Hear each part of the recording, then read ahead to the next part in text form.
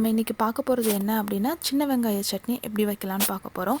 இது இட்லிக்கு, தோசைக்கு, சப்பாத்திக்கு எல்லாத்துக்குமே ரொம்ப டேஸ்ட்டாக இருக்கும். நீங்களும் உங்கள் வீட்டில் ட்ரை பண்ணி பாருங்கள். இப்போ அதுக்கு தேவையான பொருள் என்னென்னு பார்த்தோன்னா 10லேருந்து ஒரு 15 சின்ன வெங்காயம் நான் உரித்து வச்சுருக்கிறேன். 2லேருந்து 3 பீஸ் தேங்காய், 2 வத்தல், கொஞ்சோண்டு புளி, அப்புறம் இது தாளிக்கிறதுக்காக கடுகு, உளுந்தம்பருப்பு, கொஞ்சோண்டு கருவேப்பிலை. இப்போ இது எப்படி பண்ணலான்னு பார்க்கலாம். இப்போ ஒரு கடாயில் நான் எண்ணெயை ஊற்றி சூடு பண்ணியிருக்கிறேன். எண்ணெய் சூடானதுக்கு அப்புறம் நம்ம வச்சுருக்கிற சின்ன வெங்காயத்தை அதில் போட போகிறோம். இப்போ சின்ன வெங்காயத்தை அதில் நல்லா வதக்கிக்கோங்க. 1 நிமிஷத்துலேருந்து 2 நிமிஷத்துக்கு அப்புறம் தான் நம்ம அடுத்த பொருளாக சேர்க்கணும். இப்போ பாருங்கள், இதில் வத்தலும் புளியும் சேர்க்க போகிறேன்.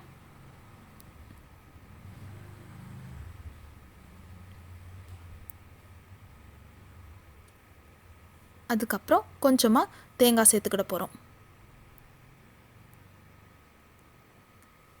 தேவையான அளவுக்கு உப்பு சேர்த்துக்கோங்க.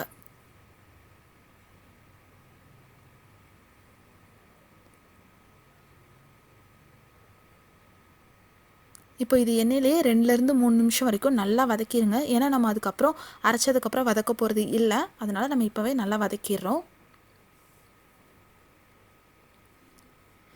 இப்போ இதை நல்லா வதக்கி ஆற வச்சுட்டு அதுக்கப்புறம் நம்ம மிக்ஸி ஜாரில் போட்டு அரைச்சி எடுத்துக்குவோம்.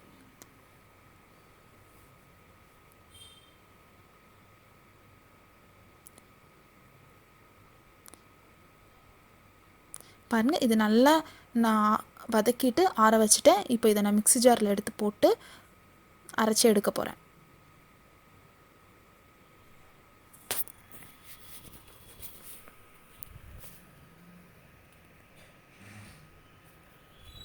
இப்போ பாருங்கள், நான் அரைச்சி எடுத்தாச்சு. இதை நம்ம இன்னொரு பாத்திரத்துக்கு மாற்றிட்டு நம்ம தாளித்து ஊற்றிடலாம்.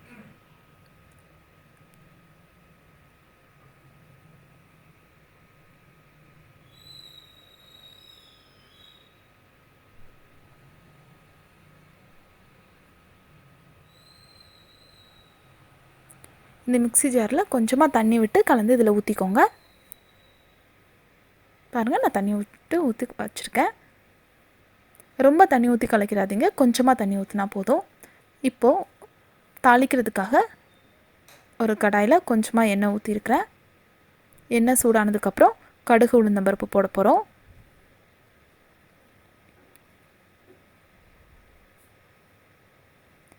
கடுகு, உளுந்தம்பருப்பு நல்லா பொரிஞ்சதுக்கு அப்புறம் கருவேப்பிலை சேர்க்க போகிறோம்.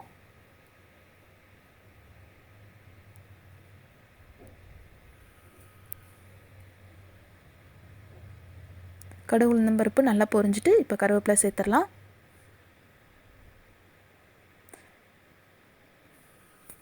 இப்போ நம்ம வெங்காய சட்னி ரெடி ஆகிட்டு, நீங்களும் உங்கள் வீட்டில் கண்டிப்பாக ட்ரை பண்ணி பாருங்கள். இது இட்லி, தோசைக்கெல்லாம் ரொம்ப நல்லாயிருக்கும். உங்கள் வீட்டில் எப்படி வந்துச்சுங்கிறத எனக்கு கமெண்ட்டில் சொல்லுங்கள். உங்களுக்கு பிடிச்சிருந்தா லைக் பண்ணுங்கள், ஷேர் பண்ணுங்கள், என்னோடய சேனலை சப்ஸ்கிரைப் பண்ணுங்கள்.